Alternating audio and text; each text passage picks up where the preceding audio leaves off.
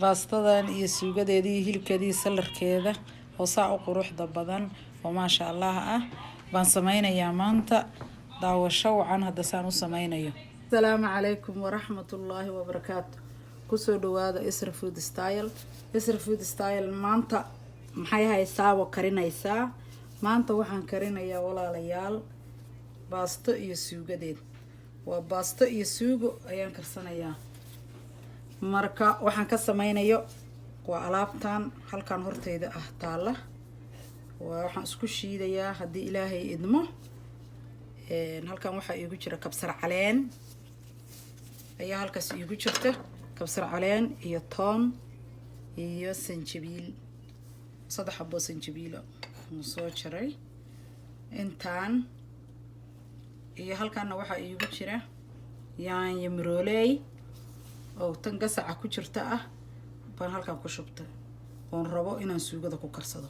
marka waxaan isku shiidayaa yaanyo marooleyda iyo waxaan isku shiiday kabsarta iyo toonta iyo sanjabiisha. inta waa isku shiidayaa. inta kalena waxa weeye hilibkii iyo baradhadii iyo inta kale horteyda taala. marka kusoo dhawaada. karootkaas oo ku darsanayaa. inta kale oo ka sameynayaa daawasho. waxaan ku darsaday oo macnaha digsigaan ku shubtay. waa kana basasha hadda ii karaysa walaalayaal. waxaan ku darayaa basasha wax yar markay ii shiilanto wax yar kadib hilibkaan ku darsanayaa haddii Allah uu dalo ogolaado.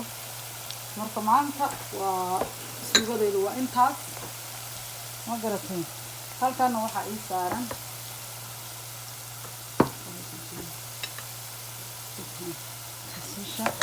basasha wax yar markay shiilanto oo sida ay ii sheegay ayaan ku darayaa. halkaana waxaa ii saaran biyihii baastada aan ku karsan lahaa kuwaas dadka ii saaran yihiin. okay. marka waxaan ku karsanayaa. hadda waxaan ku darayaa hilibkii. wax yaraan basasha sugayaa oon saa u badnaynaya. yara xoogaa inay brown noqoto oo macnaha ii shiilanto wax yar. wax yar kadib hilibkaan ku gedinaa markay brown noqoto. soo dhawaada walaalayaal. hilibkan hadda ku darayaa.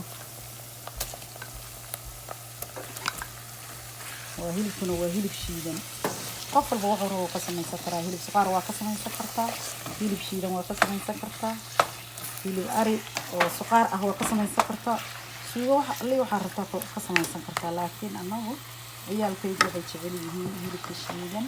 weliba hilibka suqaarka haddaan ku kariyo iyagu baastada ma jecla, way ka soocayaan wax walba. marka hadda daawasho wacan oo wanaag badan. kullay markaan ka soo tuuro insha Allah waa in tusi doonaa. iigu jira hilib geel oo si dheer macnaha u jaran oo balbalaar macnaha oo dheer balbalaar ma la dhahaa mase dheer ma si dheer u jaran yahay. marka hilibkaas geela ayaan meesha ku shubanayaa. digsiga aan ku shubanayana waxa weeye waa digsiga kukarka. marka hilib geela intaan ku karsanayaa waxaan ku darayana waa in tusaa haddii Ilaahay idmo. waxa weeye waxaan ku darsanayaa hadda baaquligaas oo biyo ah. macnaha baabkaas oo biyo ah. intaas ka badan uma u baahna because pressure cookerku wuxuu ku karinayaa pressure cookerku wuxuu ku karinayaa macnaha uu asaga dhan uu biyaha intaas way ku filan tahay macnaheedu. intana waxaan ku darayaa basal iyo ginger. basal iyo ginger hal mar rabaa wixii dhan inta ku daro inaan daboolka u buujiyo. waxaan ku darayaa iyo kale xawaashyadan. xawaash burburi, xawaash dhudhub, xawaash kaari, cusbada oo qudaarta ah iyo wax yar oo tarmanan intaas ku darsada. bas inta markaan ku daro iyo chab yar oo macnaha ah maraq digaagaas chab half kiis aan ku darsanayaa.